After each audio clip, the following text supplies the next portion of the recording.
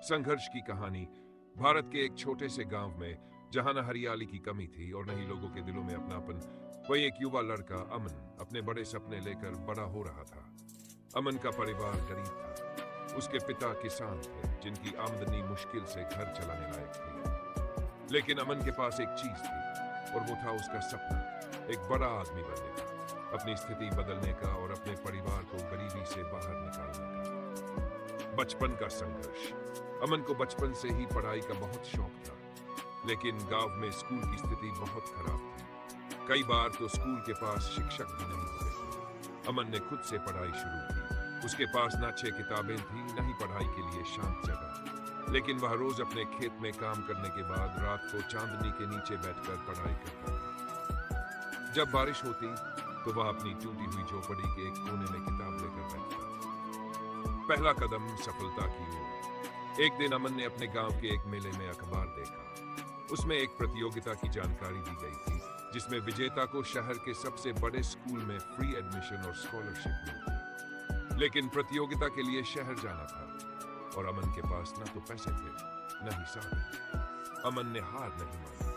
उसने गांव के बड़े लोगों से मदद मांगी, लेकिन सबने मना कर दिया। फिर उसने खुद मेहनत कर पैसे जुटाने का फैसला किया। वह गांव के लोगों के लिए छोटे छोटे काम करने लगा। किसी का खेत जोतता था तो किसी के मवेशियों का ख्याल रखता। कुछ महीनों बाद उसने प्रतियोगिता में भाग लेने के लिए पैसे इकट्ठा कर लिए। प्रतियोगिता और चुनौतियां। शहर की प्रतियोगिता में अमन ने अपने जान और मेहनत से सबको चौंका दिया। उसने सवालों के जवाब इतनी तेजी और सटीकता से दिए कि जज भी प्रभावित हुए।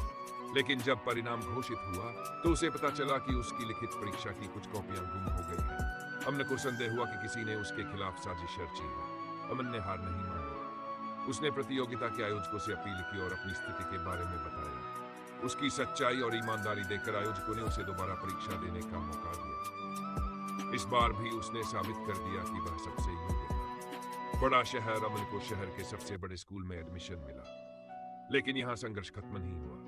बड़े स्कूल में अमन जैसे गरबल लड़के को लोग गंभीरता से नहीं लेते। कई बार बच्चे उसे गरीब बखाकर चिढ़ाते, लेकिन अमन ने इन सब बातों को नजरअंदाज कर दिया। उसने अपने दिन रात पढ़ाई में लगा दिया। स्कूल की सुविधाओं का पूरा फायदा उठाकर वह हर परीक्षा में अव्वल आता। धीरे धीरे शिक्षकों और सहपाठियों को भी उसकी काबिलियत का एहसास हुआ।